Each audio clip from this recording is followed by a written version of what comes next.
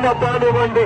ఈనాటి ఈ కార్యక్రమానికి సహకరించిన ప్రతి ఒక్కరికి కూడా అదేవిధంగా ముఖ్యంగా మా ఇంటి ఆడపడుచు, మా ఊరు ఆడపడుతున్నటువంటి గౌరవనీయులు ఆంధ్రప్రదేశ్ రాష్ట్ర మాజీ మంత్రివర్యులు శ్రీమతి ఎల్లుగమ్మ గారికి స్వాగతం సుస్వాగతం తెలియజేసుకుంటాం. ఎందుకంటే నా బలం, నా ఐశ్వర్యం, నా పట్టుదల మీద దయచేసి నిదానంగా పగ్గాలు చేసుకోండి.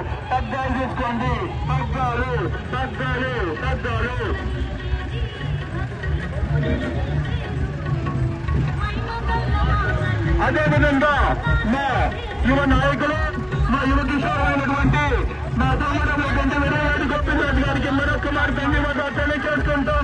అదేవిధంగా దయచేసి నిదానంగా కానివ్వండి. నిదానంగా